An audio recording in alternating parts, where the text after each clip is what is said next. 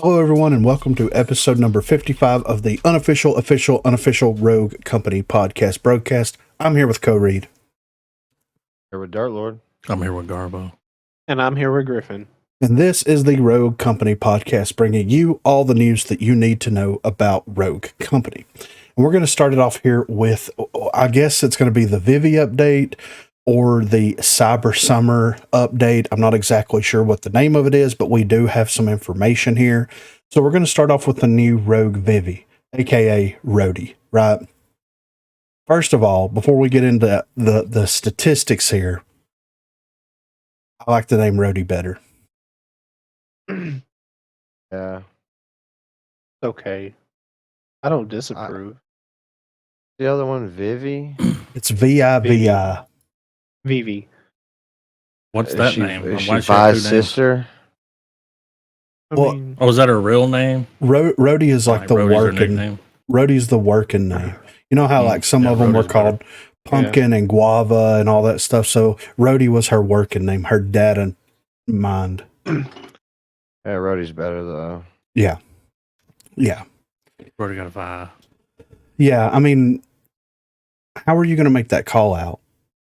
Vivi's here, Vivi's here, Vivi's here. Like, Everybody's gonna call her Rhodey.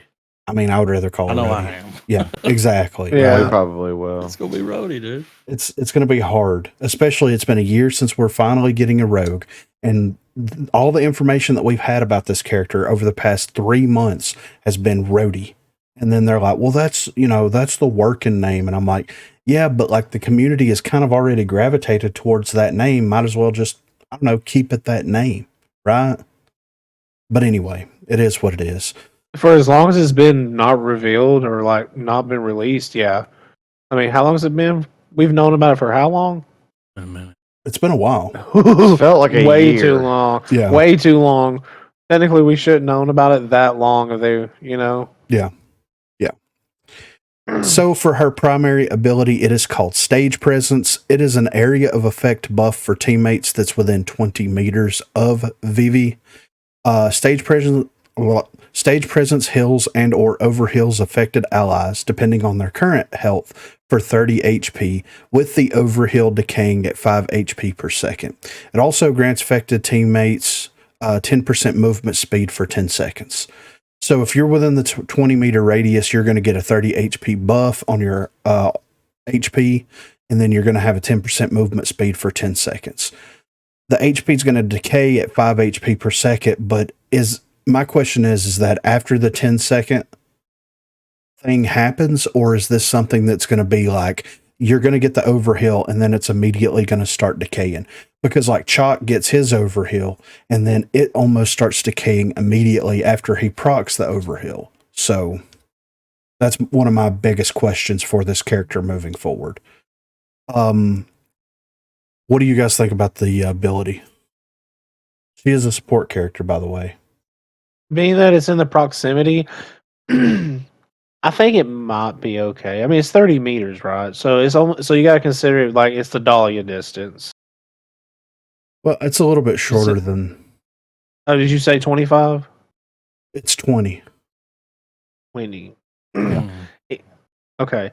So you have to be, I mean, I guess that is a good proximity if you think about it, but you still have to be pretty close to her to feel the effect.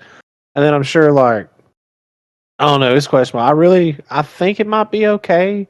I'm more worried about her passive ability than her main ability. Right. Well, and the thing is like this is going to stack. So in order to be as effective as possible with this ability, you're going to have pretty much the entire team within 20 meters. You're going to have to pop it at the right time. That way everybody is overhealed going into a fight. Now you could pop it mid-fight and it would give them an instant 30 HP bump. But with the weapons, kind of want to do Roadhouse. Exactly. And with the weapons that and the damages that we currently have in game, that is maybe one shot, maybe two shots, depending on the range and what they're using. If it's a night up close, that's more than one. Like one shot to the head is going to take that 30 HP and then some away. You know, the D3DI is going to take that and then some away. So is 30 HP the right HP? You don't want to have it too strong. You also don't want to have Right. the radius of it too large. But like, is 30 the right HP and is 20 the right meters for it? And to me, it should be something. This is just my brain, me speaking out loud. It should be something that you don't necessarily give one static buff to. It should be like a DOT deterrent.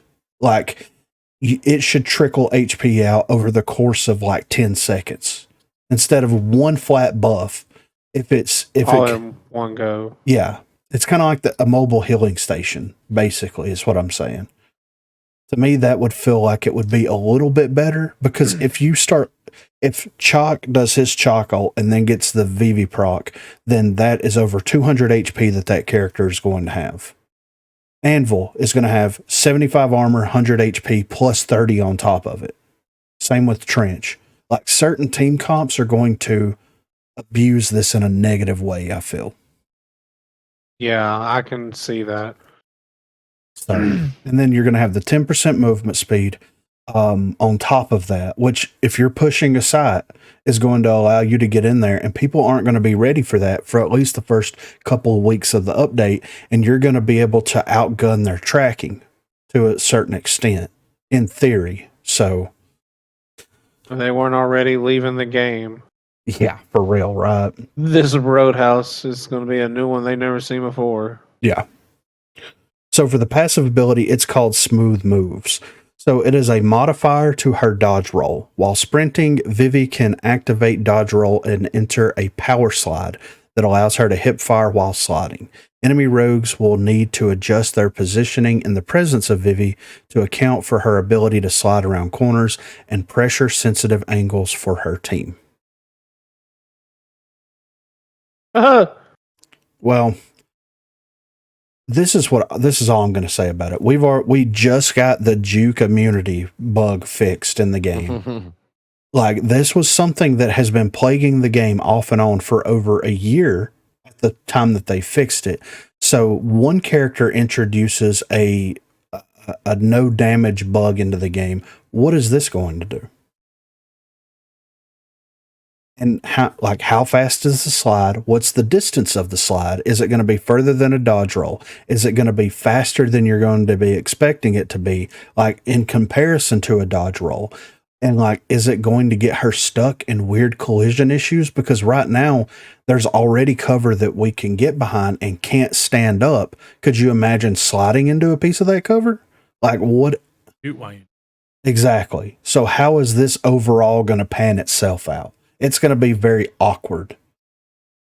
I don't mind characters having new and interesting movement abilities, but like, we've already seen it break the game multiple times. Is this going to be something that is really going to be good for it? So anyway, that's her active and passive ability. So that means that Dahlia's going to be able to link to her. Dahlia's going to be able to slide around. Juke is still going to have her movement ability on top of it. So if you really want to stack a team of just like aggravation, there you go. Yeah, exactly. Her primary weapons that she's going to have access to is the new Deal Boyer SMGs. We'll get to those in a second. And the Riptide AR. So she's going to have ARs and SMGs out of the gate. She'll also have access to the revolver, and the baseball bat will be her melee weapon. The gadgets for her will be the regeneration field and the impact grenade. And the perks are going to be Rare Evade, Rare Berserker, and Rare Tracker Rounds. Epic Stalker, Epic Lifeline, Epic Helping Hands, Legendary Nimble Hands, and Legendary Gadgeteer. I like her perks, honestly. For being set into the support class, that actually sounds like a support. They sound pretty good. Yeah. I'm not mad at the perk set. And the regeneration I even think, like, honestly, I think, like, you said they're both for Epic Helping Hands and Lifeline? Yeah. I think that might add up the same speed to Saints Revive. Yeah. Which, I mean, there's a lot of hand reviving with a saint. So I think with her being able to slide and move around and all that stuff, She'll get over there quick. yeah, She'll be able to slide it over there right to somebody if they ain't paying attention. Slide in, slide out. yeah, rare evade too. So that's going to help. So I'm not mad at the perk set. I think that they probably could have swapped some of these around just a little bit to make her a little bit more impactful. But all in all, like Epic Stalker feels like a throwaway perk that they just kind of included. To me, she's got an impact grenade. Why doesn't she have blaster? Some level of blaster. It feels to me like the impact grenade was just kind of like, we got to give her an offensive gadget, so we're just going to give her the impact grenade. That's kind of how it feels. Well, I think Stalker was just because like she's supposed to be also some sort of a speedy character, being that she can slide and give her characters her team like movement speed. So being able to aim down sight a little bit faster might be what they were going with. Like Right. try to make it like, oh well, she's fast, so she can aim down sight and move while aiming down sight really fast as well. Like Yeah. try to make her not really Lancer-ish, but maybe another cover of her, I guess. Well, whenever she procs the ability, it's going to apply to her. So if you're going to have a Lancer clone, then this would probably be the closest thing that you can get to that. You can do, yeah, get to it, yeah. So the dual Boyers, this is the breakdown of those. The base damage for these things are going to be 8. The hip fire rate of fire is going to be 1500 RPM. The rate of fire while ADSing is 1125. The range is 9 meters. The magazine size is 40 rounds. And the reload time is 3.4 seconds. The rare upgrade is going to improve the accuracy. The epic upgrade is going to increase damage range from 9 to 11 meters and also remove the jump inaccuracy penalty. And legendary is going to increase the magazine size from 40 up to 60 and increase the reload speed from 3.4 seconds to 2.9 seconds. This is the SMG that has that weird dual fire, like whenever you ADS it, it shoots slower, but it's more accurate. Whenever you hip fire it, it's way more random, but it shoots way faster. And I don't like this. On dual wielding SMGs, I think that this is a terrible idea. I think that applying that logic of something that shoots faster, that's a little bit more sporadic while hip firing, but having a very good tight ADS accuracy on it would lend itself better to a light machine gun or an assault rifle.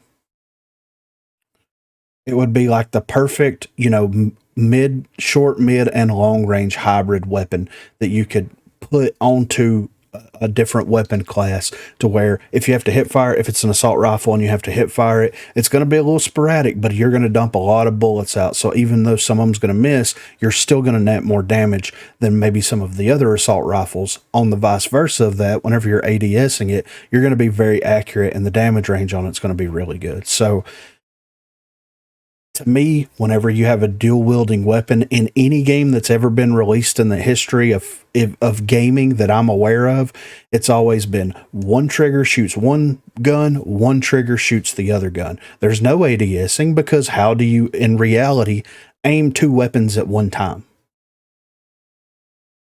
You don't. They really, yeah. You can if you're boss side. Well, that's true, but not, I mean, Fair point. yes, yes. So there's Or if one, they make Rhodey boss side. I mean, that would be the exception, but everybody's going to be able to do that. So, Oof. but they really could have had the opportunity here to have a weapon where it's got 40 rounds in the magazine at starting out, and the reload time could offset it to where you have one trigger shoot one gun, one trigger shoot the other gun, and in theory, you would never have to stop firing whenever you use the character. She would be a hip fire oppressive, like run and gun type of character. They could have made something really cool with that and apply the logic for this weapon to another weapon.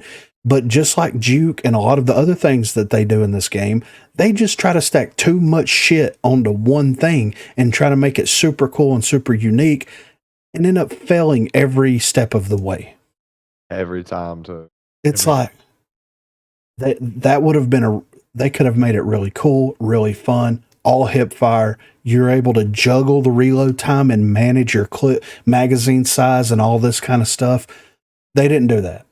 They just decided, oh, well, we're going to have you ADS the weapons, and whenever you ADS the weapons, it's going to slow the fire rate down and it's going to tighten that accuracy up.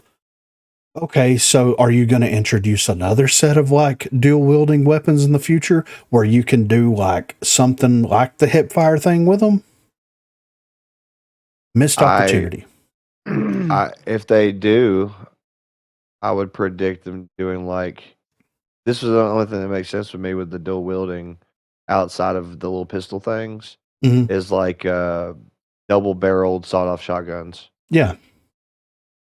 And that would be like it basically instead of an over under side by side. And then And make it like the sawed off in Gears where you have to be basically touching the motherfucker to blow him away. yeah, right. Yeah. So but yeah, I'm interested to try, of course, the new character and the new weapons out, but just on paper and what we've seen so far, it's like the character seems okay. It's good we're getting another support character. I'm interested to see how her passive ability is going to work in execution. I think that her primary ability, if anything, is going to be slightly underpowered when it's released. They may end up buffing it up just a little bit because 30 HP that's going to have it all depends on the decay rate of the HP to see how viable something like that is going to be. Dual Boyers, though, it feels like a giant missed opportunity there. So I think her as a character is extremely underwhelming for the amount of time that we've had to wait for her. yeah. If they had released her like directly after Juke, then it wouldn't be as bad. Yeah, for sure. I agree. I think she's gonna be more impactful than we think. Well, I think that she will be, but like I think she's gonna get nerfed. That's what I think. For sure. Like honestly, I I think, think she'll be a problem until you figure out how to For deal sure. with her. well, oh yeah, but I just think that with the slide capability and the fact that Mhm. she's able to have like a passive perk like built into it, it just gives her Yeah. some like invulnerability, kind of not really invulnerability, but a more resistance to it. I feel like that itself is going to be an issue. And then maybe with her main ability stacked on top, it just might just be I don't know. We'll wait and see. I Like, feel like I if want to play. anything, we're just gonna have a damn glitch like we had with Juke, where as she's sliding, she won't take damage or something. Can't shoot her. Yeah. Be Well, I hard mean, to. yeah, I can see it. Yeah. Par for It's the already course. supposed to. And if It's you're already shooting supposed at her, she to moves not take faster, so much damage. I mean, she's supposed to take so much damage less. So I mean, well, and the thing about it too is like she's a very team focused character. she is. She- But I mean, the she- game is team focused. Right. So, So I think that like she's going to be OP whenever you have a very well coordinated team. I think that most people play alone and that they're going to be using her like a flank character. yeah, And Okay. they're and and like a frontliner. right, yeah, instead of like a frontline / support character. Yeah, That like provokes that provokes engagements. It's going to be most people are going to use her as a flanker because she pops it. She's Yeah. going to get the overhill, and on top of that, she's going to get the movement speed. She's got SMGs and all this other stuff. So 90% of the VVs that we're going to run into are going to be lone wolf gunners that we're just going to have to deal with basically as a secondary chalk without as much of an overhill. Whereas well coordinated, well oiled teams that know how to use her to the fullest extent, like if you're pushing a bomb site like on breach, whenever you have the top and then you also have the bottom on the inside plant site, is that 20 meters? Can you pop the ability if you're down low behind that that wall, that plywood wall, and it affect everybody that's there on your team and be able to push from two different directions? That's when it's going to be a problem. That's when it's going to be overpowered. Maybe they consider that because I mean, let's think about the Talon Dart for a second. The Talon Dart was used for the exploit of being like two pathways. Why would they not do that for the same? You know what I mean? Right. How big was Talon's Dart before it was a problem? You know, being able to you could see into two pathways. So if Rhodey's able to, activate ability and people are like in two different corridors to help push in, that's a quick pinch or a collapse on anybody. Think So, about yeah, the that's- roadhouse. Yeah. That's definitely something that has to be considered, right? I mean, you would think, Garbo. You would think. Or what Get if the fuck they out! want that to happen? What if it's like, that's okay? Oh, I mean, I think Vice would probably be a good example, right? Yeah. You know, the on A side where the stairway, and then us coming full sending down the actual way itself. Yeah. Would you be able to trigger it and your whole team get it? If See, two were if in you're the all stairway, and if two was in the stairway and two was in the, possibly. Mm. And see, that's what I want to know. Like, Yeah, is your it like hands little on it. engagements like that? Yeah. and is there going to be an AoE around her that's going to that way it's easy for a teammate to recognize if they're To inside know. of that zone. Yeah, exactly. Yeah. So, I mean, they I already mean, they have one for got the it from healing Mac. stations. Yeah, I mean, they exist in the game already, so I don't see why they couldn't add that to it. So, all right, next up here, we're going to talk about the new LTM. So currently, this is the new LTM is called Signature Perks, by the way. So currently all perks are character neutral. We want to test out how character specific perks will feel. Glitch, Dima, Vivi, Fixer, and Scorch are featured in this rooftops only King of the Hill mode and include 2 perks that juice up their active and passive abilities or encourage new playstyles. Before we go any further, What? 50 Didn't you do this? Huh? Didn't you have an idea of like wanting to let everybody pick perks? I mean, I've thrown it around several times. I'm pretty sure. I'm pretty sure we've talked Okay. about it on here like many times, right? At least twice. I know we have. Okay. Yeah. Yeah, Funny how that's coming back. yeah, You know, I mean, yeah, like Battlezone perks. yeah. Well, so I want to touch on this before we go any further.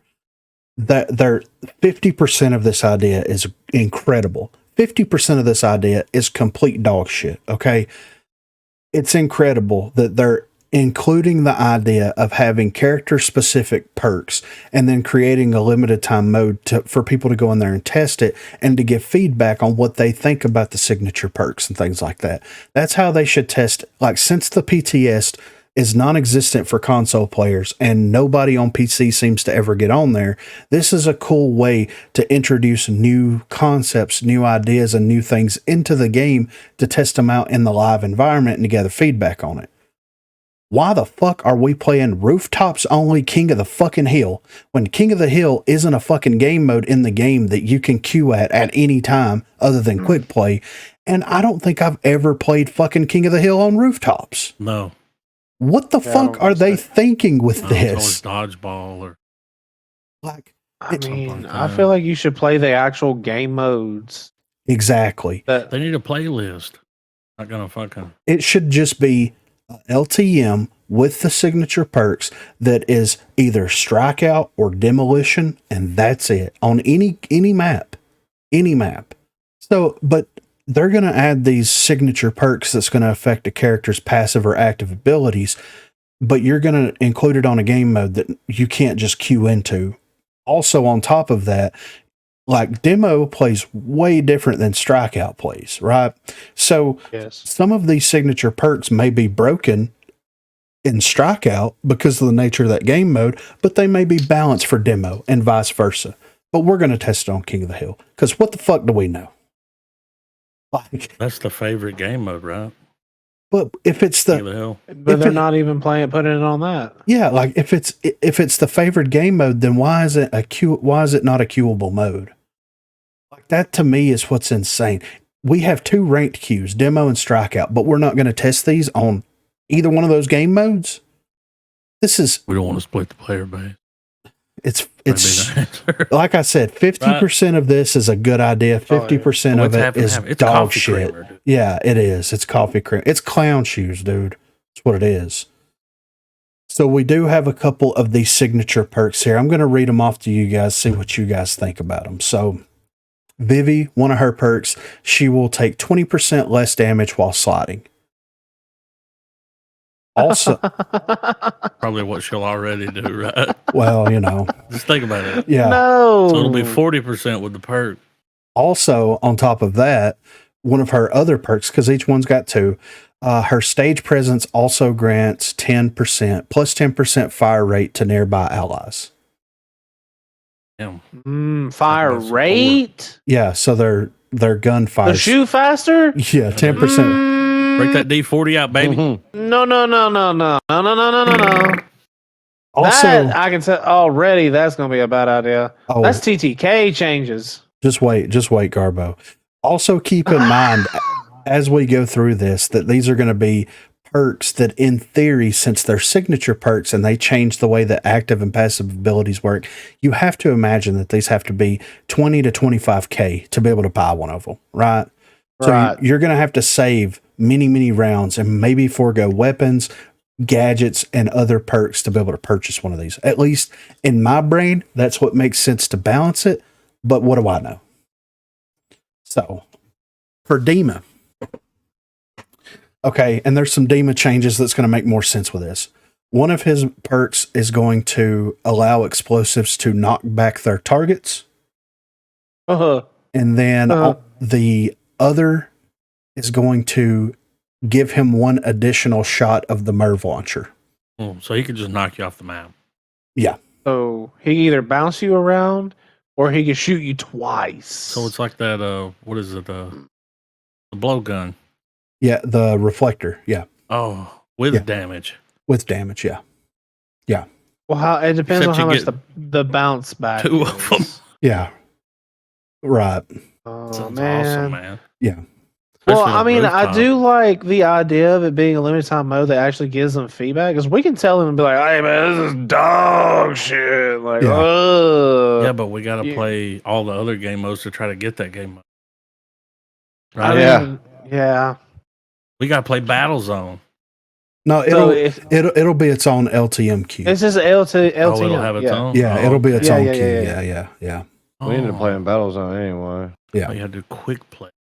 No, they'll probably disable quick play like when they introduce the Castle Almost Omega liquid, queue. Yeah, exactly. So for Glitch, one of his perks will be deployables will explode when they're hacked.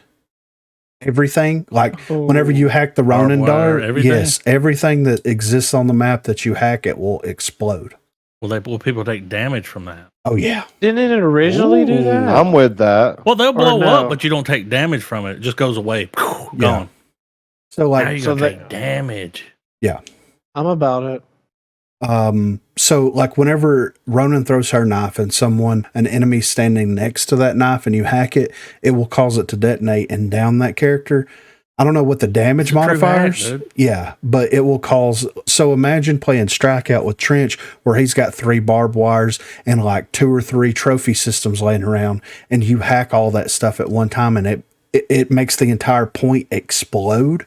What about So the fire that's- poison? That's a literal counter. You can't hack Does the that Viper. count? No, it'd be nice, but you can't hack the Viper poison, unfortunately. Yeah. For Scorch, one of hers will be dealing fire damage restores ability cooldown.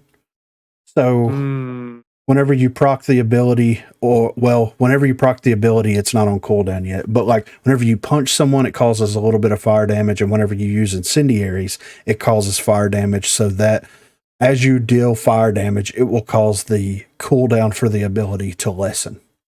Wait, what about that other glitch perk? You want to talk about that? Oh, the other glitch perk is 'Cause that's quite an increase. drastically increasing his range of intuition, which is his passive ability. So be able to see stuff through walls.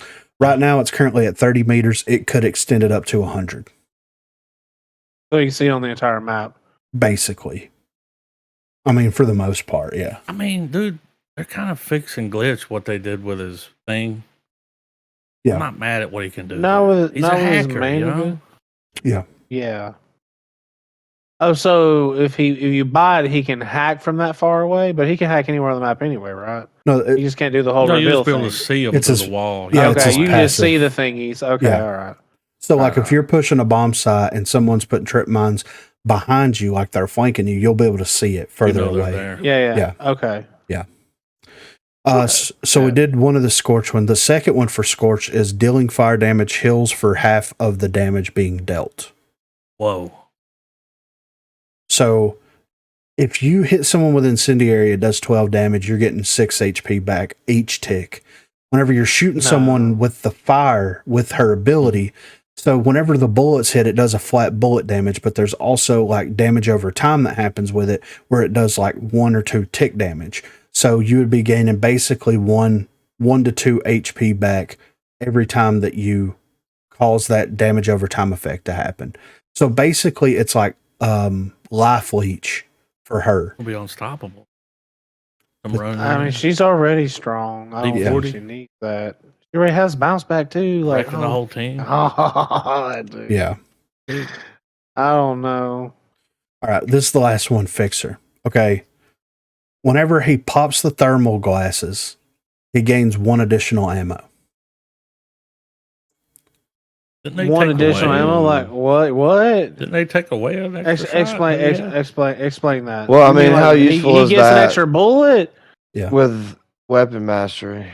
Exactly. Right. So if he has the tier and he pops the thermal glasses, he'll have 3 shots in the tier. But if he's using the Mamba and it gives him 1 ammo, then that's not even a full burst. So why are you catering a signature perk around 1 fucking weapon here? Like, that makes 0 sense. I get it. If there was no weapon mastery, that would be dope. Yeah. But yeah. They'll probably give him another clue. They do a lot of weird. Mm-hmm. Didn't he have 3 bullets before? Yes. Yeah. Gunsmith so they're giving him his bullet back. And then they changed Gunsmith because of it. Yeah. Well, because of that and the arbitrator, of course. So now you got to pay for the extra bullet. Yeah, basically, yeah. But anytime you pop your glasses, you get it.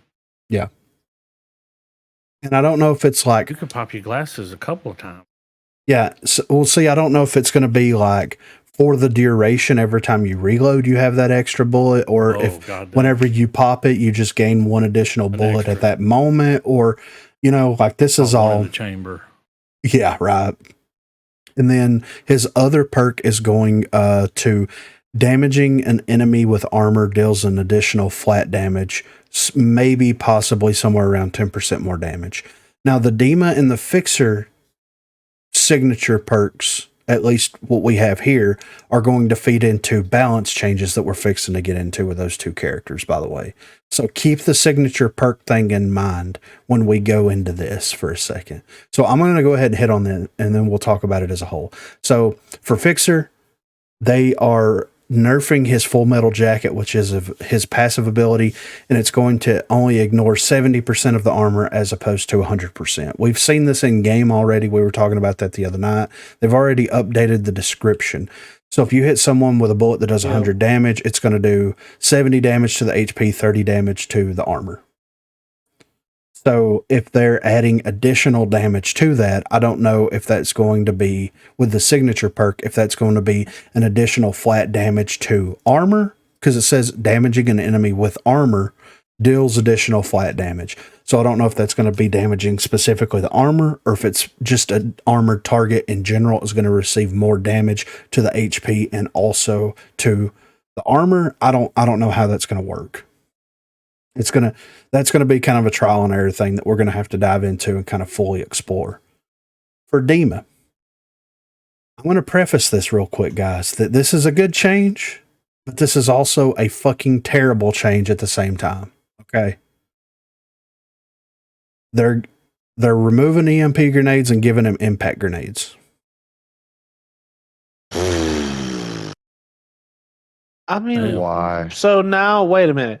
But now we're taking away another EMP thing from a character? Exactly, yeah. So, okay, I understand, like, with Dima's passive... too, but damn. Yeah.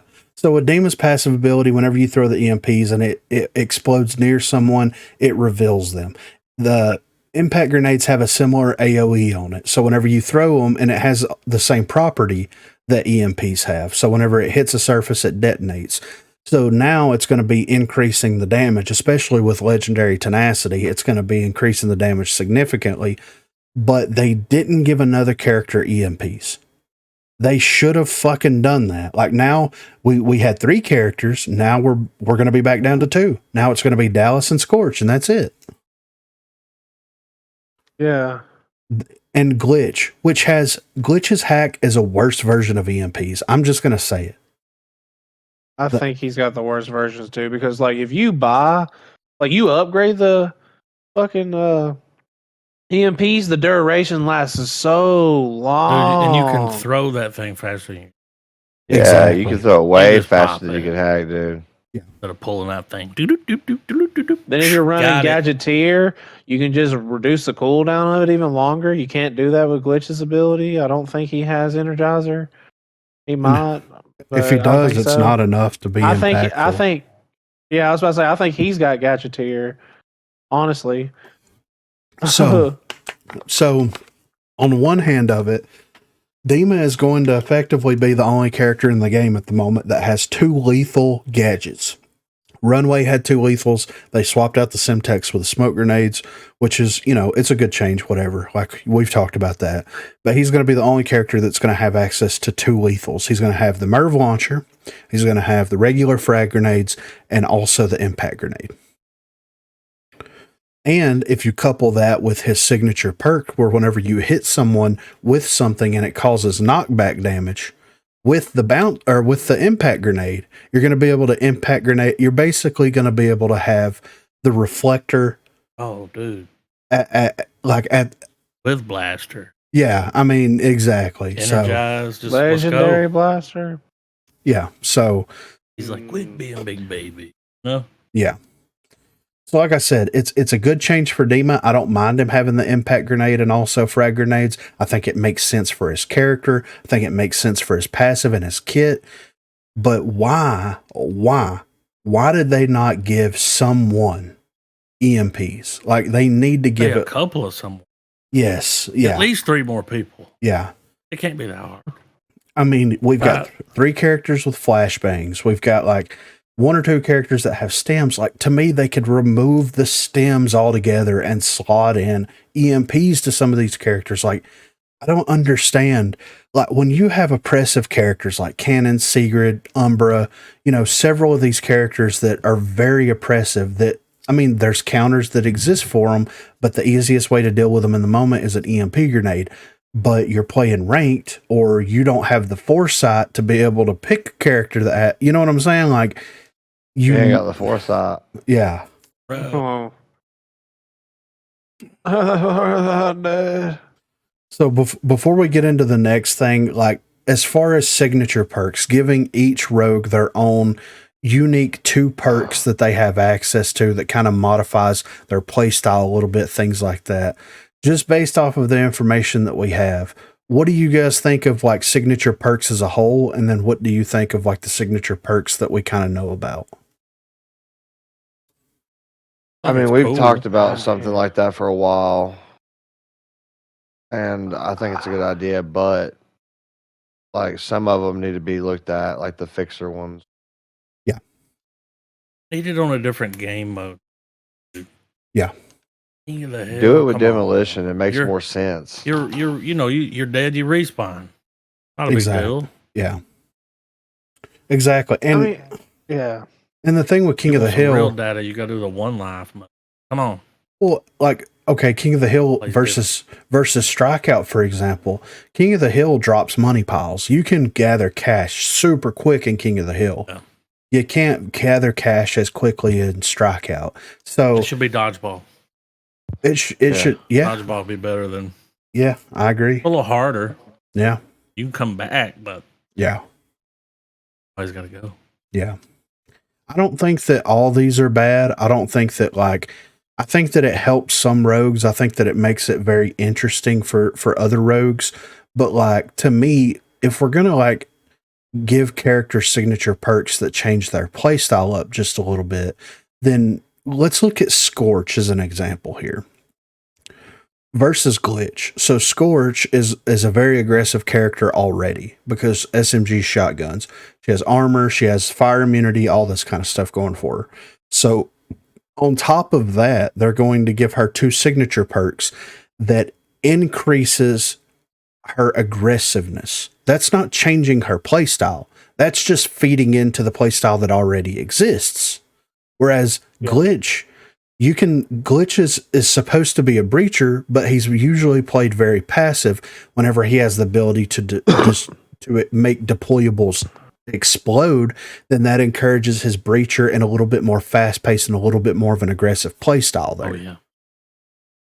So, like, if you're going to give these characters signature perks that change them up, then give them signature perks that make sense, that allow you to play them in a different way. Why would I want to play Scorch with signature perks when the signature perks are only going to buff her out of her mind? It's not going to make her like more of a passive, like flanking character or anything like that. It's going to just make her better at what she already does. Yeah. It's dumb. This But I sounds like the like glitch and different demon. I wanna try ways 'em. to break the characters. Yeah. I Oh, mean, yeah. what it And- sounds like to me. And at Let's the end of, give Fixer the third bullet back, even though that's dumb as hell. Again, that's But dumb. what's that going to but- mean with different weapons? I'm interested to see. Is it it going to should be a bullet? yeah, I mean, Can the game do that? I don't know. Can they figure out how to make that work? I mean, that bullet matters with the tier, It but I matters. mean, I rarely run the tier with Fixer, you know? Yeah. So Typically running, I mean, even the other sniper rifle, once you've upgraded it, you don't need that extra bullet. yeah, it's very odd that they're using, because to me it's like,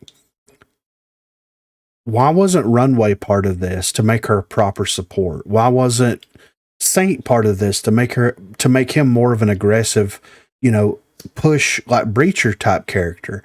Like they could have done that. See, it would work well with Runway if they had something like you picked the perk and it's like people within the vicinity of your briefcase will heal over time as if it were a healing station. Yeah. She's a support character now. Yeah. That's support right there.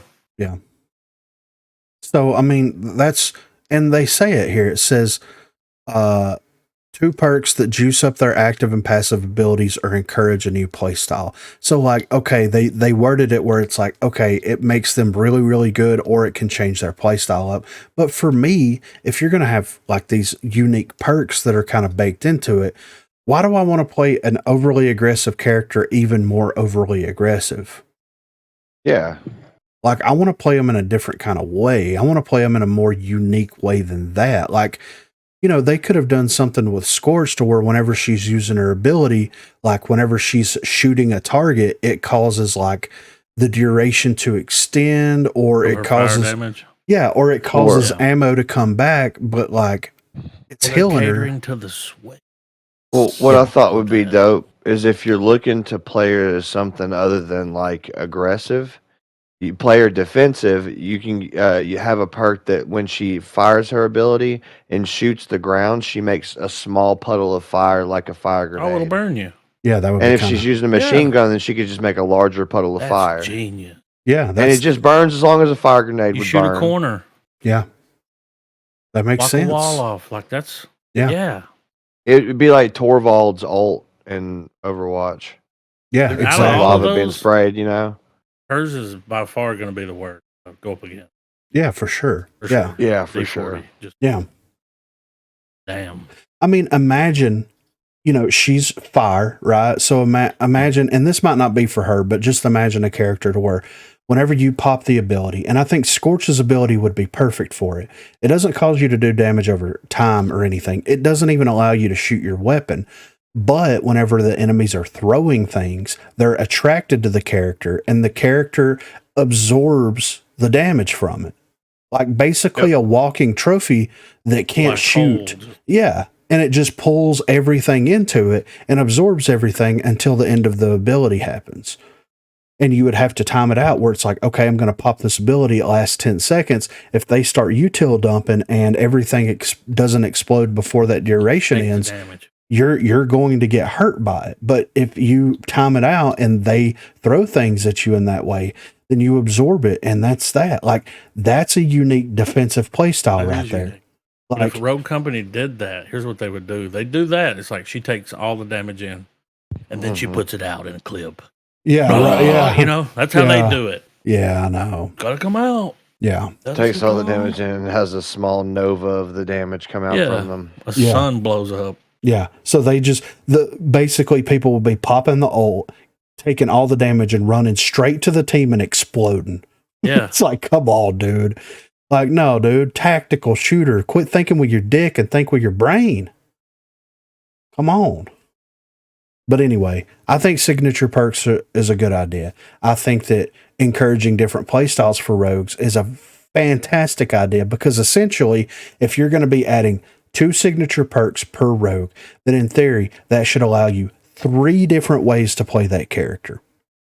You have their default way, you have one signature perk, and then the other signature perk.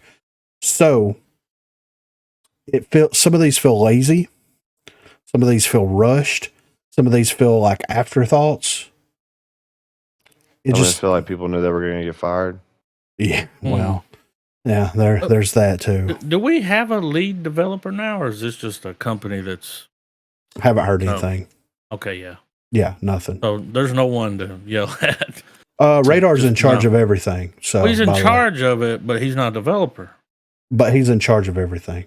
Okay. I can he's the guy then. So I've been directing all of my information directly to him. I like how known issues is. No, they're investigating stuff they've been investigating.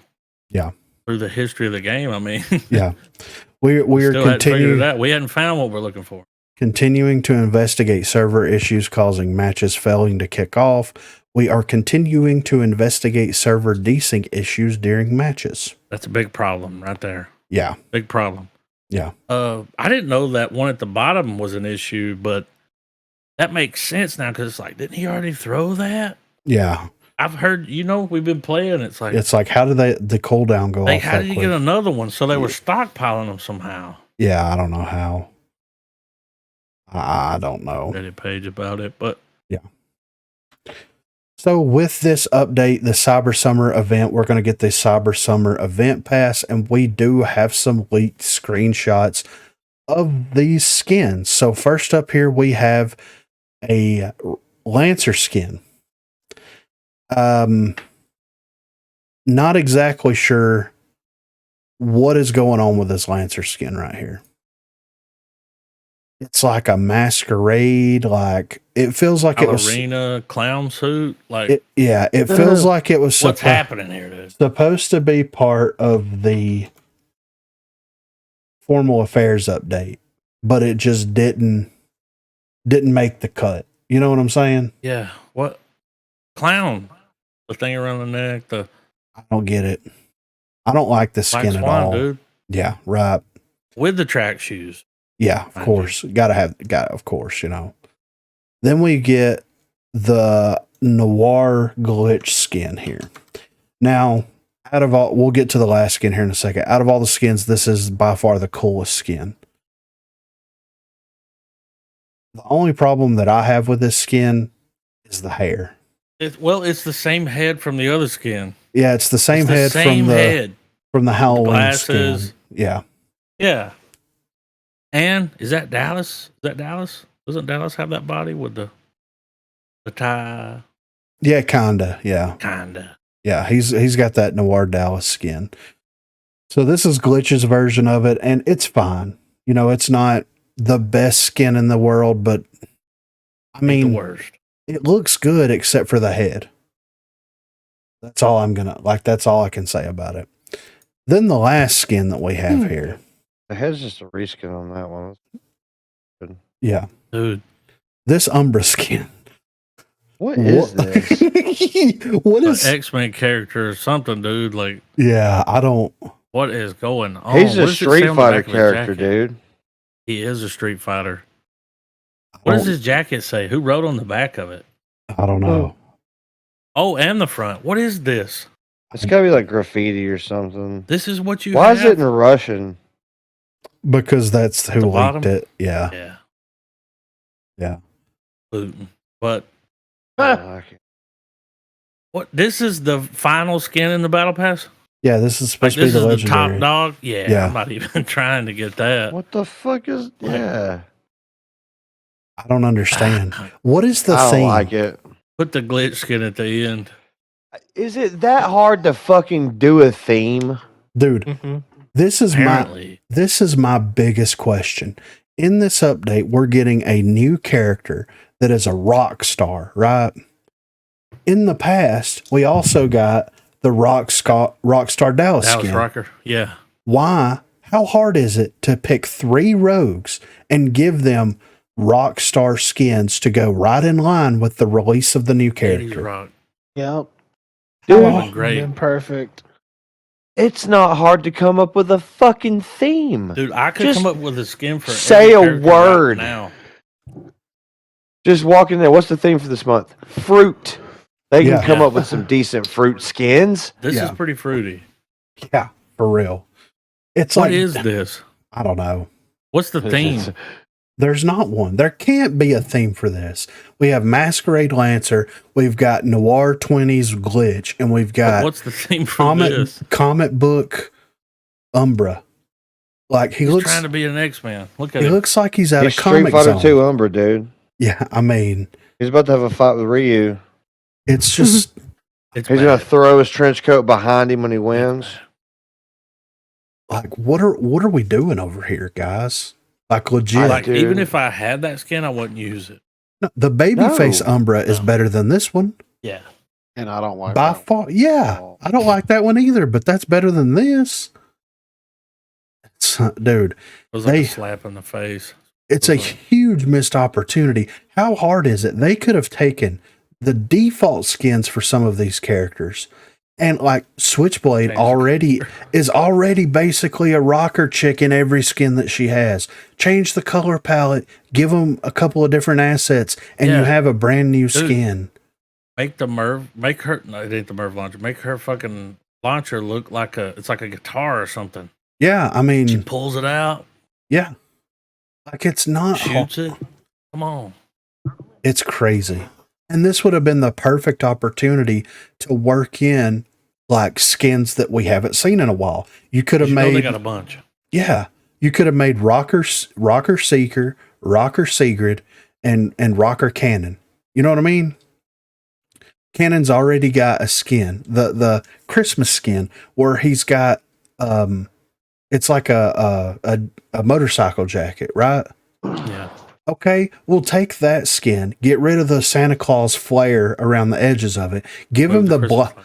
give him the Black Label Society skull on the back of it, make it black. You know He's what a I'm rocker, saying? dude. Like, Yeah. there you go. It's not fucking hard. That's what they're missing is themes.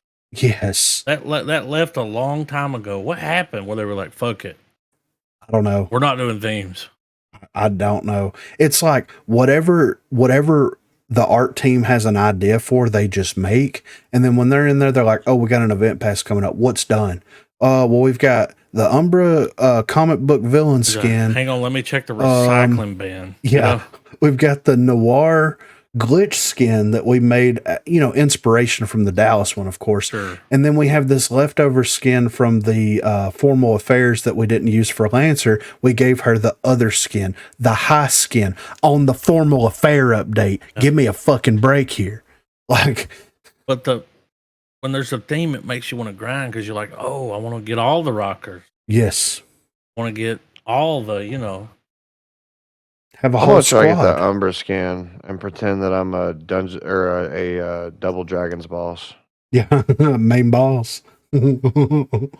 He does look like a beat 'em up He villain. looks like a villain in Rumble That's in all the I can- Bronx. yeah, Sure. I'm just thinking SNES boss. it's Pretty sure I bad. saw him fight Jackie Chan. Yeah. People, I mean, and when you look at the comments, I was always praising Rogue Company's art team for skins, but since event passes have been introduced, the colors on the new skins are just hideous. Chick Commando Ronin gets the crown for being the ugliest skin in Battle Pass history. Colors on the Lancer skin are just awful. Moreover, once again, they're reusing assets, so it's probably just another lazy-ass 35 tier Battle Pass full of garbage. I can only say good things about Umbra skin. Its color, it's cool and I like it a lot, but is it really needed? What? It's cool. I guess. Are we that old that we just don't get cool anymore? I guess, That's not- man. I mean, that's all three not of us are cool. like, ooh, it can't be. I mean, That was cool in '85 when you're watching a fucking Arnold Schwarzenegger movie. well, you look at all the other Umbra skins, it's like, nah, that ain't cool. Yeah. What's the theme there? None. Double dragon, twin dragon. I mean, it's not. I mean, they have had some pretty shitty skins in the past for Sure. event passes. Dude, and that stuff. Ronin skin, Yeah, it's trash. I see people using it. I'm like, ooh. That gold Lancer skin. Oh, Yeah. too much Trash. gold. Yeah. Too much gold. Too much. Glasses. And not only that, but they recolored that twice. Yeah. Get the fuck out.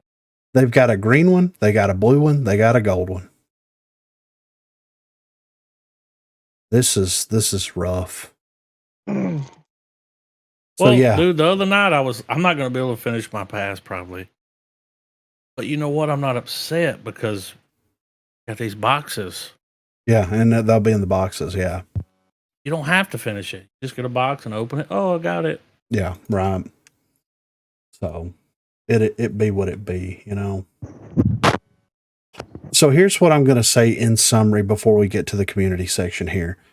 This next update, all I'm going to say is if they release the update and the character is not overly broken, doesn't have to be disabled or taken out of the game for any reason, it's automatically, just because it's a new character, going to get a 5 out of 10 for me. If the character is broken and they have to disable the new character, with them running the LTM, which is 50% a good idea, but on rooftops on King of the Hill with the signature perks and with the changes, we got no weapon changes whatsoever. We got 2 rogue changes. There's more that need to be happen, and a less than mediocre event pass.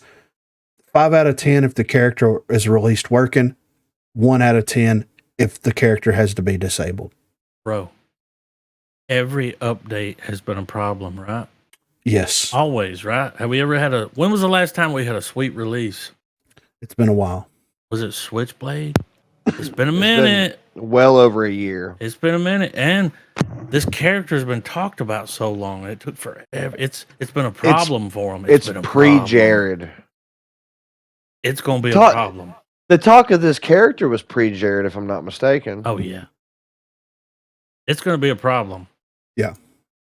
I think it's going to be the worst update ever. I think it's underwhelming. Get the fuck out! It's going to be bad, dude. It is. Because they're not ready to release it. They don't have enough data. No. It's going to be a problem. Yeah. So, dude, every time they do an update, it's like, oh, we're sorry the battle pass wasn't working. Oh, you couldn't even buy the battle pass. Yeah. Or you bought it and you couldn't access it, you know? Sorry you didn't level up. Sorry your game. Sorry you're getting kicked. You'd be playing. You'd be winning. Oh, match over. Network could, I didn't lose connection to internet. No. My internet's still working because I'm in Discord. They can hear me. Yeah. What happened? What's going to be crazy is like I've seen on Twitter and a couple of other places where people are reinstalling the game and coming back to the game to play the new character. For the update, yeah. Why they're releasing it. Well, this is the time right now. This is your last ditch effort to do anything with Rogue Company. And I know that Chisholm and the other idiots involved decided to like restructure everything like 2 weeks ago. But at the end of the day, this is the last chance that you have, because if you release this character is screwed up and it causes the game to run like shit, or people are trying to play the character and they can't even play matches with her. If you continuously disconnect from matches, you're not gaining any experience towards mastering the character, much less doing anything with the weapon mastery at that point with the new SMGs. People are going to get more and more frustrated, and they are going to uninstall your game. This is your opportunity. Evil Mojo, this is your chance to fix the problem and to make a pleasant gaming experience for everybody and to keep people and to keep bringing people back. But it's not a good start when you have broken weapons in your game and you have 2 rogue changes. One's needed and one's interesting, but not enough to really signify anything whatsoever. No mentions of ranked, no mentions of any of that stuff. This is your opportunity. Don't fuck it up. It feels like they wrote it off. Well, this Well, it is feels like all these people that, like I said, I'm going to check the active. I'm actually going to check it right now. I'm going to go to the Steam charts, and the next time that we record an episode, it will be 2 weeks after this character has been released. feels like a write-off, dude. They're like, just maintain. So currently, the last 30 days, 142 or 1,424 peak players. Average players is 839.5, so 840-ish. The 24-hour peak here was 1,246. Playing an hour ago was 840 people. That's on Steam. The last time we had an uptick like this was whenever they were messing with the SMGs. Unfortunately, that got kiboshed just as soon as they started talking about it. So can the developers actually do something proactive? Can they make a difference here? Because I feel like that they can, but are they going to? I guess we'll see. All right, guys, this is the community section of the unofficial Rogue Company podcast. If you want to contribute in any way, you can hit us up on Twitter at BROGUECAST. You can shoot us an email, broguecast@gmail.com, or you can join the Discord. A link will be in the description down below. There will be a BROGUECAST contribution section there. But first up here, we have a post here by Blue Fortress. Idea for making armor slightly better, might not that good. Instead of health-based armor, it's bullet-dependent. Legendary armor taking 3 hits, epic taking 2, and rare taking 1. Will only lower sniper damage along with removing all armor on a headshot. Shredder rounds will then take 1 extra hit off instead of 1%, increasing the ammo given to compensate for the lower utility of shredder rounds. Or shredder rounds is just changed to something else that with ammo benefits. This also fixed my gripes with melee weapons not making much sense when hitting armored targets. Bulletproof armor would absolutely block a few hits from basically any melee weapon.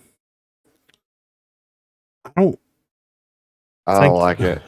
I mean, whenever you add it up, like, you're going to definitely be taking more than 3 shots with 75 armor. And here's the thing, even if you're trying to be like more like real life bulletproof armor, smaller calibers are going to do less damage to armor than higher calibers would. Yeah.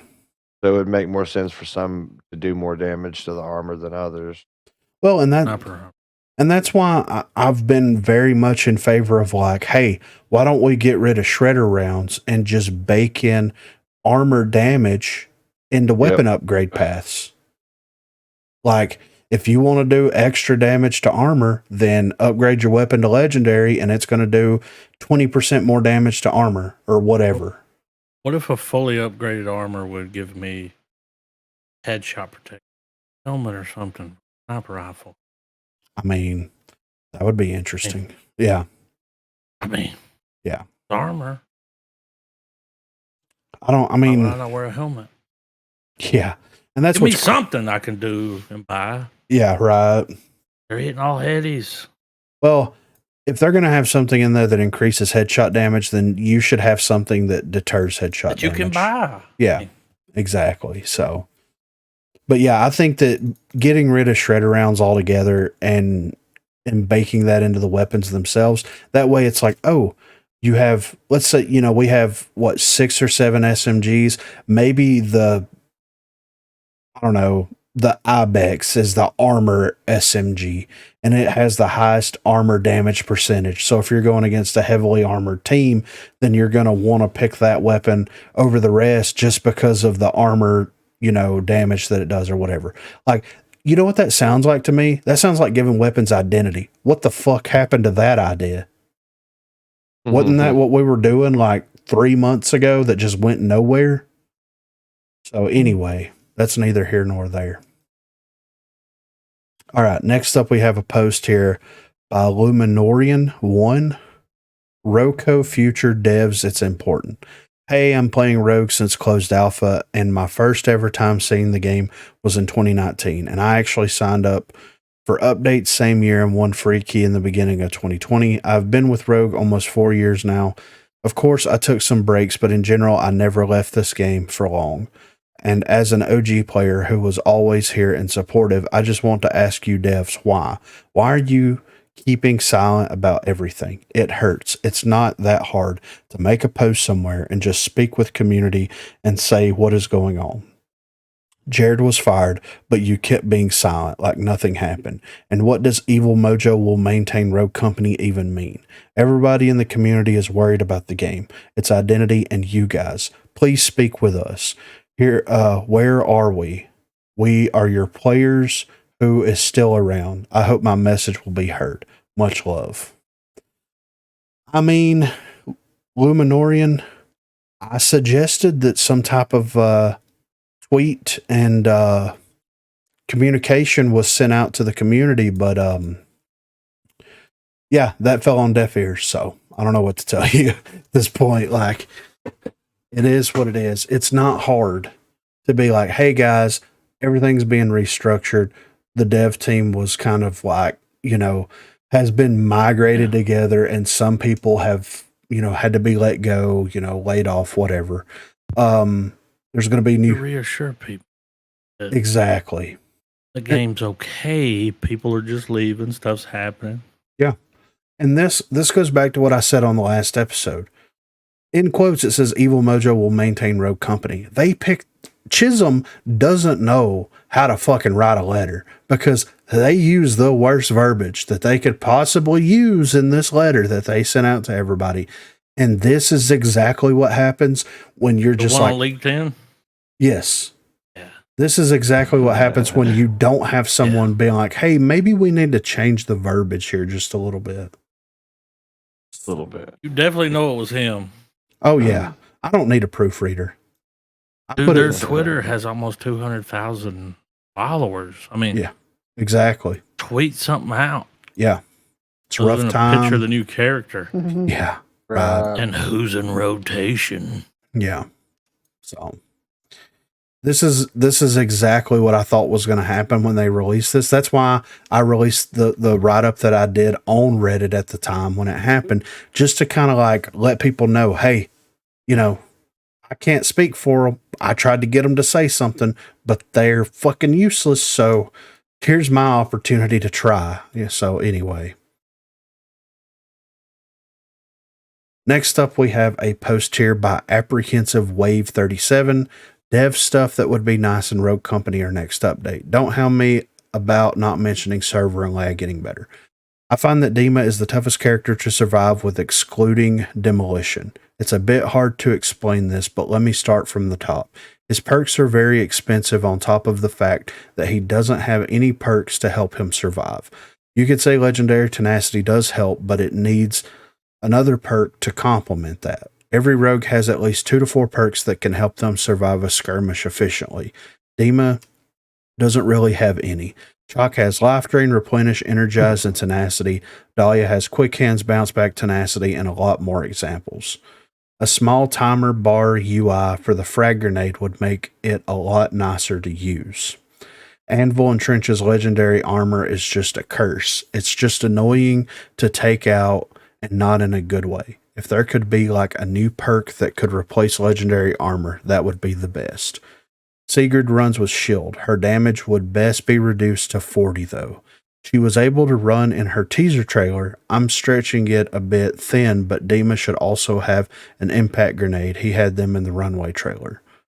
Glitch money bonus for using his ability at the right time. Not sure if he does, but I feel like he doesn't. I feel like his radar should be able to pick up more things as well, like if Glimpse is invisible or Lancer's running ability is active. That's kind of interesting. Glimpse should be outlined, in my opinion. Yeah, I mean, yeah, right. For sure, if you're glitch. Yeah. Different Nova wraps with different effects to them. as achievements. I've been wanting this forever. You get a Nova Wrap that shoots lightning bullets for mastering all the weapons. You get a Nova Wrap for fully mastering all the rogues, and it's black and has smoke particles with bullets after images for the DM. After images for the DMRs, I would love to see this. Gadget swapping is an idea in the works, but here is the gist of it. Each gadget has a set of 3 a rogue can swap between. Say for Scorch, she has an incendiary grenade. She can swap between an Apubiro grenade, blue fire, and a pyrotechnic grenade, red fire. Now, we all know how the incendiary functions, but the other 2 are gadgets are going to be variations that you can swap to. So the Apubira grenade will have a very small radius but have a high damage output, as well as tick speed and duration is short as well. The pyrotechnic grenade will have a very big radius but low damage output and a decent tick speed and a decent duration of time. Get the gist? Scorch would have 3 to choose from, and people could pick which grenade variation suits them. So this option would be very, very nice. The option to customize your in-game UI, like a dark mode, or the option to take certain things away from the game UI. Interactables on the Chimera. Yeah, I know it's just a minuscule as the last one, but there is a bar in there. I like the gadgets. That's 3. You could get that. That's the way to fix the EMP thing. Well, get 3 to pick from, but you got to stick with it. Yeah. Well, and the thing is like, by their definition of that, it's like you would have a frag grenade. You would have a frag grenade that has like shrapnel. And then you would have. Well, I'm not talking about those made up shits. I'm just talking about what's in it. I was just swapping 3 of them around. Well, and you have to. You see who you're playing. Yeah. Like, oh, I'm gonna pick an EMP. Yeah. Well, I mean, choice of 3. To be fair, the only broken non-lethal grenade, in my opinion, is the flashbang. Yeah. So if they opened up the non-lethal grenades to where you can pick whatever you want. Because you've got smoke, stems, EMPs, tear gas, be nice. flashbangs. So if you could swap those around on certain rogues or whatever like that. I'm thinking on demolition. Yeah, right. So that you can kind of pivot man. He lost me at Nova Wraps. Yeah, the Nova Wrap thing. Don't give a fuck about that. Yeah. I do like a small timer bar for the frag grenade. Like you can see it, but here's the thing though, like if you were standing behind cover cooking a grenade, you don't see the bar change colors. Who the hell stands in the open with the frag grenade, charging that son of a bitch up, getting ready to throw it? Nobody. Yeah.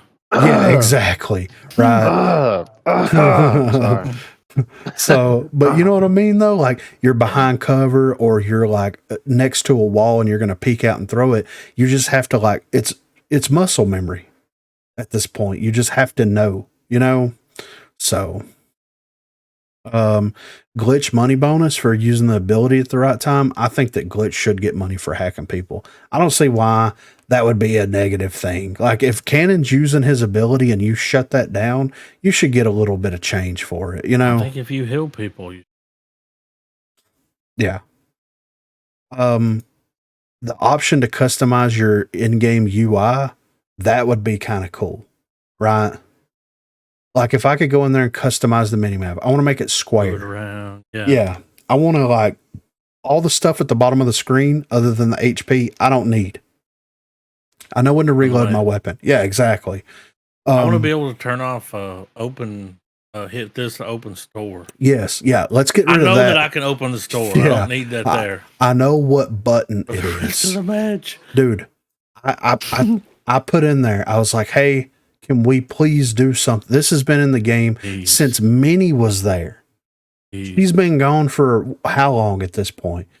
In a minute. Can we get this fixed? Well, it's not that simple. How hard is it to move the XY values of where the fucking prompt is?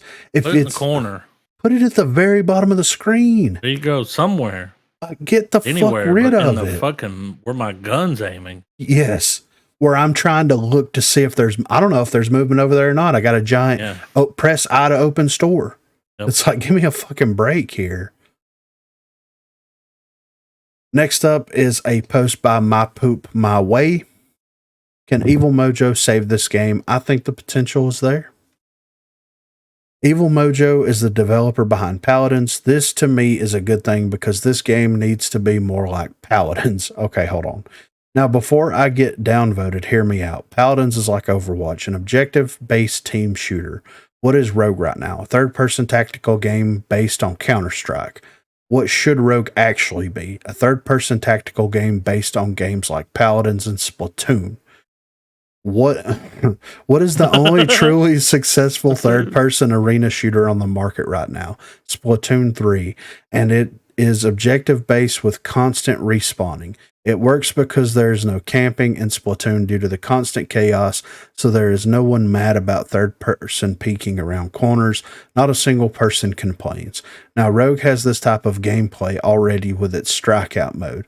This is the mode that Rogue should focus on as the basis of its design. The one where there is constant respawning like Paladins and Splatoon, but still be a tactical heavy game, which will make it different from Paladins, which is more like MMO combat. Delete all the one life modes and put in modes like pushing the cart, objective, and Paladins, etc. The Counter-Strike one life angle does not work well in third person due to the peeking. There needs to be constant enemies so that people are always on the move thinking about which way they are coming from. This is how Rogue Company can be saved in my honest opinion, and Evil Mojo has a lot of experience in this type of gameplay. Dude, pushing the cart's a Paladin's game mode. That's Yeah. do that there. Like, dude, corner peeking is an art. Gotta be real careful. Gotta stand just right. You know what I mean? Here's this if is you move, your bar pops up. You're Yeah. fucked. You're made. Yeah. This is what I'm going to say about this, because I've actually seen a lot of comments recently about people like corner peeking and all this kind of stuff, and about, is it cheesy, is it not? This is what I'm going to say. If you are in a match and someone is corner peeking you and you don't know that they're there, and then they take the opportunity to start firing at you whenever, It's on you. and you beat them, then what does that say about the person that was corner peeking the entire time? Happens a lot. So basically what I'm hearing from a lot of the community and also from this individual is they don't like the corner peeking because they can't win gunfights. And they can't win gunfights because in their mind, it's because the enemy knew that they were there and they didn't know that the enemy was there. But it works both ways here, right? So in Strikeout and Demolition, in every single game mode, you've got people corner peeking. I just play assuming that it's going to be happening from every corner. Any corner I go to, I just try to hold watch back. it. I'll throw it incendiary on it. I'll do something. You do something. Oh, nothing's there. Move up. Yeah. Then when you hit that one corner where it's like, I hear something. Yeah. Hey, put some fucking headphones on, you know? Exactly. You'll hear them. Yeah. And then you wait. Don't move. Just sit there. They'll come. Yeah. And like on top of that, it's like, if you enjoy the way Splatoon 3 plays, then maybe you need to play Splatoon. Like that's what I'm going to say. If you if you're trying to morph the game into Splatoon-like game, then maybe you really just want to play Splatoon. Yeah. Maybe It's that's already game for that. Yeah, maybe that's what you really want to do. And in my opinion, they need to do the exact opposite of what this person is saying, because how can you make a tactical third-person shooter with no corner camping, with no corner peeking, with no with people constantly spawning all around you? That's not a tactical respawns. That's the corner peeking's not even that crazy. You can't see that far, really. You can come up to a corner, turn your little stick, and be like, "Okay, there's no one there." Yeah, it's not that bad. There's tricks. There's ways around it. I mean, whenever you're next to a doorway, you can move your camera to look through the doorway and to see if anybody is on the other side. Exactly. So, I mean, they have to fix that. That's an exploit, right? No. I'm saying like if you're on one side of the wall and there's a doorway and the enemy's on the other side of the wall, if you position your character right, you can look through the doorway and corner pick the door Sure. to see if somebody's on the other side of it. So if like, you don't move the right way, they'll know you're there because they'll see your bar pop up yeah, or your arm stick out. See them all the time. I'm like, oh, right there, there's a foot. So there's ways to like navigate the game when using. Sneaky. You have to use the corner peeking to your advantage. You got to know when you can use it. Yeah, exactly. So like, I don't understand the mindset here, but if it's not OP. Like the game that this person wants to play is Splatoon For sure. or Gears of War. Gears of War Paladins. or Paladins. Yeah, Counter-Strike. There's your third person experiences. All right, next up is a post here by Grubbs Ludwig. I'm tired of how bad this game's matchmaking has gotten. I love this game, but man, the matchmaking is genuinely awful, and I'm finally fed up with it. Tried for 15 minutes to get into 6v6 games with 2 friends, and we got booted back to the lobby 5 times. Had the queue reset multiple times, and waited multiple minutes in queue multiple times as well. We gave up and moved over to Dead by Daylight. At least we know we'll actually be able to play that. Maybe try queuing into something other than 6v6. Yeah. Like, I'm sorry, but... Just go to Quick Play. Yeah. It'll throw you in something within 2 minutes. Yeah. But it's a known issue. They're looking into it. Yeah. I mean, and what you're talking about is server related. Like, that's not even matchmaking related. Like, if it takes you that long to get into the game and then 15 minutes. boots you back out and then you try to re-queue and all this kind of stuff. Where the fuck do you live? That's not matchmaking related. That's server related. Matchmaking is whenever you hop into a 6v6 and everybody on your team has less than 1 down and you've got 38 downs. That's bad matchmaking, so. What's the game? Yeah. So last up here, we got a post here by Martian Syrup.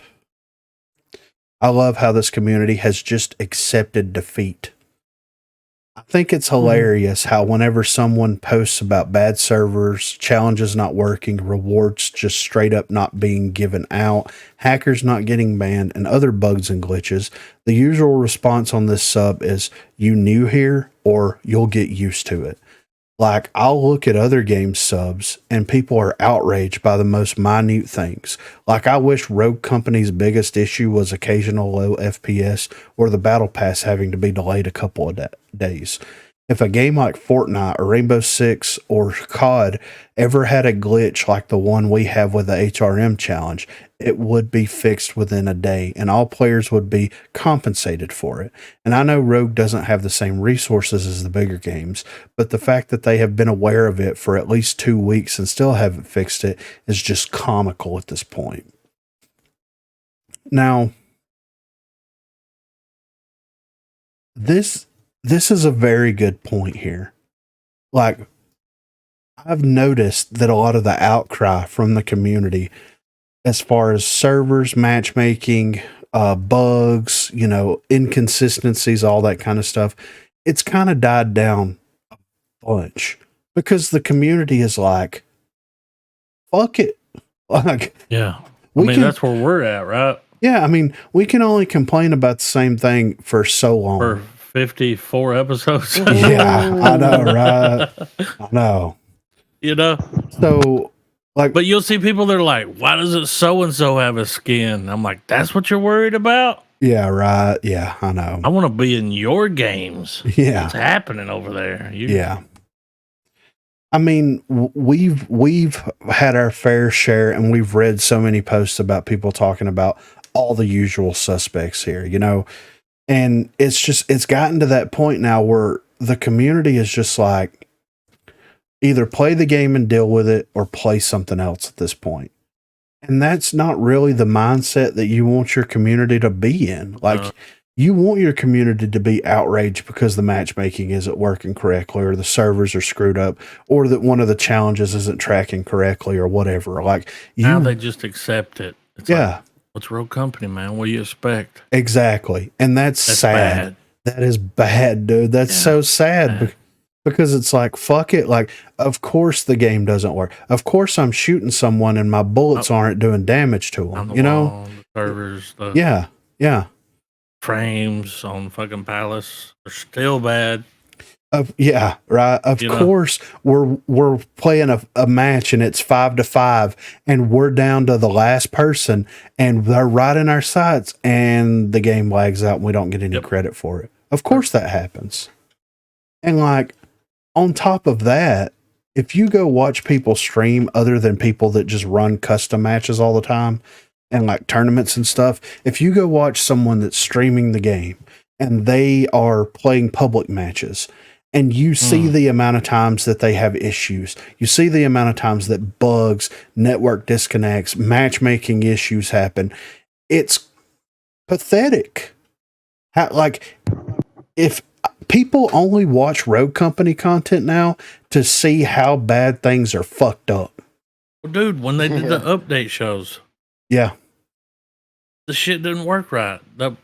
They were doing custom matches. Yeah, exactly. Hang on. Answer some questions. We need like 30 minutes to get in the match. What? Yeah, exactly. That was embarrassing. Yeah, it was. So, I mean, it's comedic at this point that the community is just like, fuck it, dude. Accept it. Yeah. I mean, dude, we just accept it. We're playing the game. We're like, well, the servers. Yeah. Right. Yeah, there's people wall hacking. Fuck it. They don't care. We know they're cheating, but what are you going to do? Maybe we'll beat them the next game. Yeah, maybe. Yeah. You know, maybe they'll turn it off because they want to win too many back to back. Yeah. It's hilarious. And it's funny that the community has gone that direction where it's like people just tune in just to see how bad it is, just to see the person that's playing the game get frustrated. Yeah, exactly. Turn away. And to me, that is hilarious. Like, nobody legitimately tunes into a Rogue Company streamer to be like, man, this guy's really good at the game. It's like, no. How many times is this person going to network disconnect in their entire stream? And they come in talking shit. I played this game once, but fuck it. Yeah, right. Oh, okay, well. It's ass. Here you are watching me play it, so something happened. Yeah. So, yeah. We've just accepted it at this point.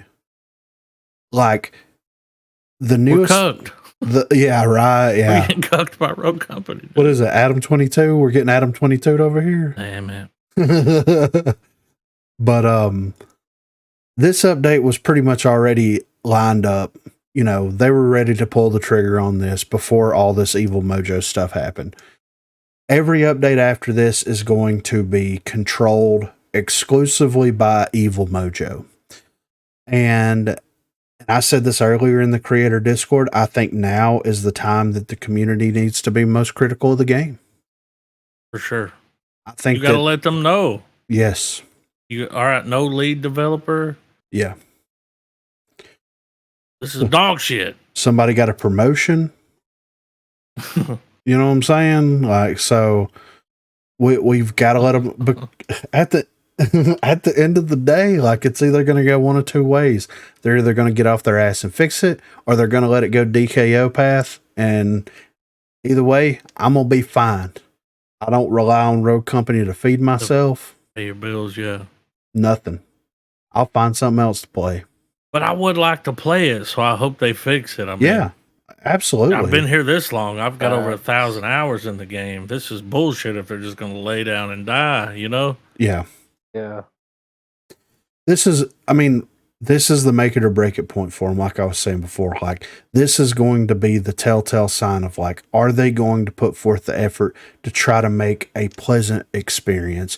And to do that, they realistically don't have to do much. Fix the servers, fix the matchmaking, balance the game, and you're good. And I know that doesn't sound like a lot, and it's really not, because there's a lot of stuff that don't need balanced, but there's a lot of stuff that do. Whenever I look at patch notes and I'm like, oh, the D40 still isn't getting fucking nerfed. Are y'all playing the same fucking game that I'm playing? D40, dude, quit trying to make these other game modes too. Like, you have an identity. Stop. Yeah. We don't need any more game modes. Yeah, we're good. We're good. actually delete everything except for Take some demo and of 'em out, strikeout. yeah. Yeah. Get rid of Some of fucking 'em gotta Battle go. Zone. Battle Zone's got to go, dude. God, get rid of that shit I don't show. want to play that shit. No. But for some reason, when I do quick play, I get Battle Zone more than anything. I'm like, Yeah. I don't want to play them right now. Well, they how much time and money did they spend developing a mediocre fucking battle royale clone that sucks? You mean Premiere? Yeah, Premier Game Game mode? mode. Yeah. Dude. Enough to fucking fire people. Yeah. Or then move to another. Yeah. Exactly. So this has been episode 55, guys. We're trucking right along. Damn. Like I said in the last couple of episodes, Rogue Company is really going to have to get their shit together. And if they don't, we're going to pivot to something else, guys. We're still going to be here whispering sweet nothings in your ear. Yeah. It's going to happen. It's going to be beautiful. Get the fuck out! So for episode 55, I'm here with Co Reed. I'm here with Durlord. I'm here with Garbo. And I'm here with Griffin. And thank you guys so much for listening. Thank you guys so much for watching. And we will catch you guys on the next episode. Have a good one, guys. Get the fuck out! On program!